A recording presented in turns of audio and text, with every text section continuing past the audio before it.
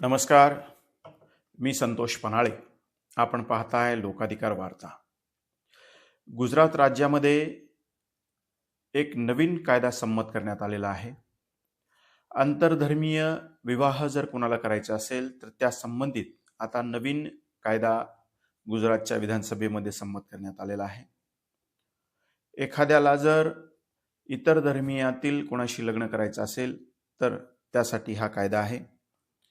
आंतरधर्मीय विवाहामध्ये होणारी फसवणूक, बनावट विवाह आणि ओळख लपवून होणारे विवाह या सर्व गोष्टी टाळण्याकरिता गुजरात सरकारने हा कायदा संमत केलेला आहे.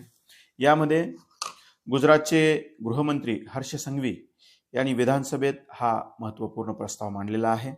या नवीन सुधारणेनुसार आता विवाह नोंदणी करताना वधूवरांना त्यांच्या पालकांची संपूर्ण माहिती देणे बंधनकारक करण्यात आलेलं आहे. त्याचबरोबर अर्जामध्ये पालकाचं नाव, पत्ता, आधार कार्ड आणि मोबाईल नंबर हे सुद्धा देणं आता बंधनकारक करण्यात आलेलं आहे. त्याचबरोबर लग्नाबद्दल पालकांना कल्पना आहे का नाही या संबंधित सुद्धा शपथपत्र संबंधितांना द्यायचं आहे.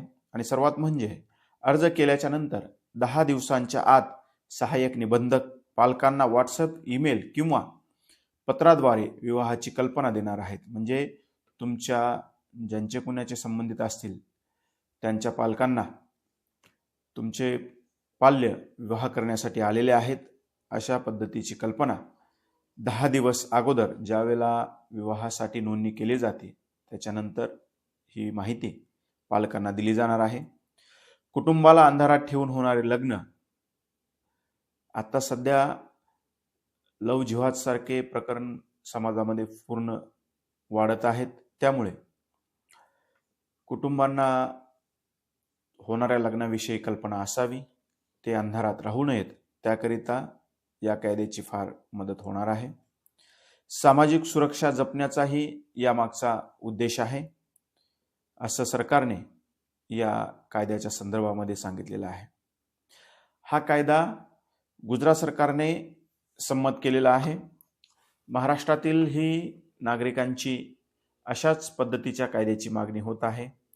किंबहुना लव जिहाद सारखा कायदा महाराष्ट्रामध्ये करण्यात यावा ही मागणी प्रकर्षानं महाराष्ट्रामध्ये मांडली जात आहे. या कायद्याच्या संदर्भामध्ये आपणास काय वाटतंय, आपल्या प्रतिक्रिया लोकाधिकार वार्ताला कळवाव्यात, जेणेकरून जास्तीत जास्त लोकांपर्यंत या प्रतिक्रिया लोकांना समजतील. धन्यवाद.